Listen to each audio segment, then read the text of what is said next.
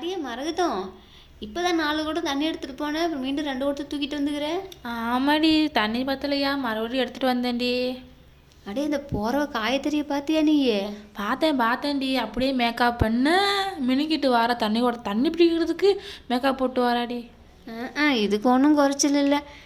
7 வருஷமா குழந்தை இல்லையாமா, ஊராரெல்லாம் வாய் வலிக்க சிரிச்சிட்டு இருக்கிறாங்க.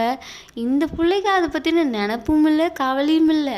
ஆமாடி, என்ன சொல்கிறது, 7 வருஷமாக ஆகி போச்சு, கொஞ்சம் கூட நினப்பு இருக்குதா? அவங்க வருஷம் வாராங்க போகிறாங்க சாப்பிட்றாங்க, என்னன்னே தெரியல எதுக்கு இருக்காங்கன்னே. எப்போ பார்த்தாலும் ஸ்விக்கியில் அதில் ஆர்டர் போட்டு சாப்பிட்ற வேலையிலையும் வெளியில் மினுக்கிட்டு கிளம்புற வேலையிலையும் தான் இருக்கிறாங்களே தவிர ஒரு ஆஸ்பத்திரி போய் பார்க்கலான்ற ஒரு நினப்பும் கிடையாது.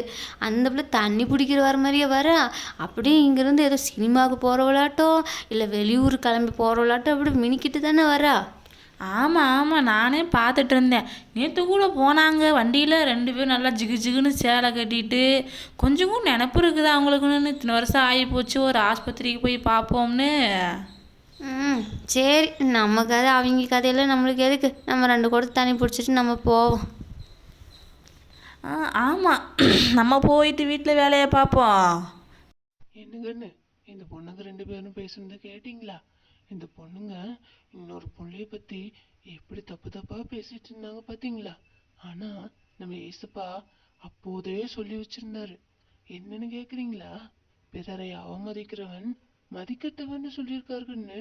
அது மட்டும் இல்லைங்கோ, ஏசப்பா சொல்லியிருக்கிறாரு, பிறரை அவமதிக்கிறவன் பாவம் செய்கிறான் அப்படின்னு ஏசப்பா அந்த காலத்திலேயே சொல்லி வச்சுக்கிறாரு. அதுக்கு தகுந்த மாதிரி நம்ம மற்றவங்களை பத்தி குறை சொல்லாம குத்தம் சொல்லாம கர்த்தருடைய சித்தத்தை செய்யறதுக்கு நம்மளை ஒப்பு கொடுத்தா நம்ம வாழ்க்கையை ஏசப்பா ஆசீர்வதிச்சு நம்மளை உயர்த்தாம இருப்பாங்களா? நீங்களே கொஞ்சம் யோசிச்சு பாருங்க கண்ணு.